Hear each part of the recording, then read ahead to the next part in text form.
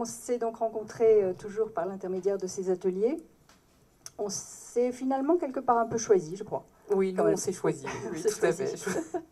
Il n'y avait même aucun doute. Alors, donc, moi, Laurence Pégère, je suis présidente de la société UH5 qui a été créée en mai l'année dernière, qui fait du tirage fine art, du contre-collage et de la présentation et de la conservation d'œuvres d'art, vulgairement appelée encadrement. Donc moi, c'est un cas un peu particulier encore dans les marraines d'entreprise. Je viens de céder mon entreprise fin juillet l'année dernière. J'ai passé 4 mois à accompagner les repreneurs. Et depuis 2 mois, je suis en vacances perpétuelles. Donc c'est quelque chose d'assez d'ailleurs compliqué quand on a vécu 40 ans chef d'entreprise, de tout à coup se retrouver dans une situation comme celle-là. Mais dans tous les cas, mon souhait, c'était d'accompagner une jeune créatrice. Donc Fatia était venue me voir pendant 2 ou 3 ans. Elle était tous les ans, elle m'a téléphoné en me disant alors, est-ce que tu es décidée? Je disais, je ne peux pas pour le moment, mais rappelle-moi, ça m'intéresse, j'y viendrai. Et enfin, quand j'ai eu le projet de céder l'entreprise, je me suis dit, ça y est, j'y vais, je m'y mets. Et c'est avec grand plaisir qu'on a commencé il y a quelques mois maintenant. Et en fait, le but, c'est d'apporter justement cette expérience et d'éviter de trébucher sur des écueils pour rendre la route un petit peu plus facile. Donc on a eu un petit cas concret. Edith, aujourd'hui, je suis contrariée.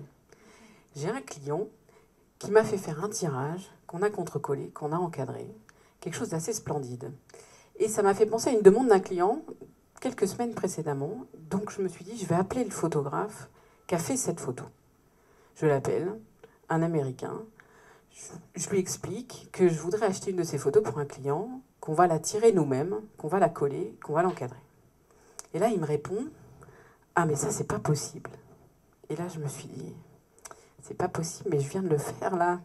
Il y a un client qui m'a apporté une photo à lui et j'ai tiré cette photo, j'ai collé, j'ai encadré.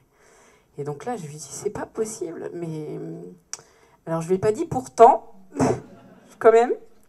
Je lui dis, c'est pas possible, mais...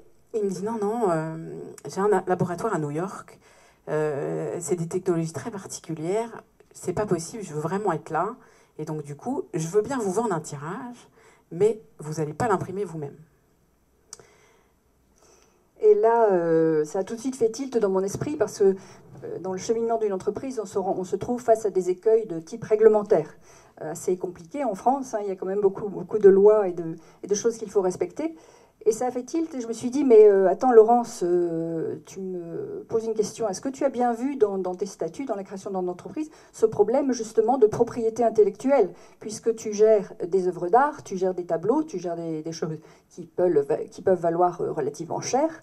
Est-ce que tu t'es prémuni? Parce que peut-être que tu peux être responsable, ton entreprise peut être responsable, être attaquée par le propriétaire intellectuel de la chose, et ça peut peut-être te coûter cher et mettre même en péril ton entreprise.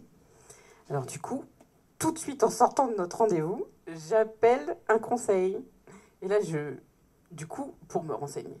Et alors, bingo, le conseil me répond, mais vous êtes totalement responsable.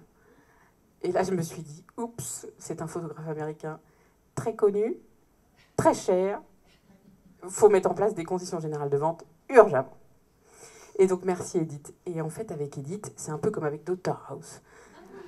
J'arrive avec des problèmes, des questions, un échange. Et finalement, dans le cheminement de la conversation, Edith appuie. Et puis, hop, il y a des petites lumières qui s'allument comme ça. Voilà, je suis sa petite voix, en fait. Donc, c'est quelque chose qui nous convient bien. On apprécie et on a bien l'intention de poursuivre l'expérience. Et cet accompagnement, c'est vraiment extraordinaire. Et surtout, quand on n'a plus que ça, enfin, c'est pas qu'on n'a plus que ça à faire, mais ça permet aussi de rester dans le monde de l'entreprise. Parce que quand on a eu le bonheur d'être entrepreneur pendant très longtemps, quitter un peu l'autoroute et regarder les gens passer, ça fait un peu bizarre. Donc on a envie quand même de rester un petit peu sur la route et d'accompagner les jeunes. Et surtout, ça permet aussi de voir comment évoluent les entreprises, parce qu'elles évoluent très très vite. Les nouvelles technologies, les façons de faire, l'équilibre homme-femme, enfin tout ça est extrêmement intéressant et j'avais pas du tout envie de quitter ça. Et puis maintenant que tu vas avoir du temps, je vais te solliciter davantage. Oui, bien volontiers, à dispo. Merci.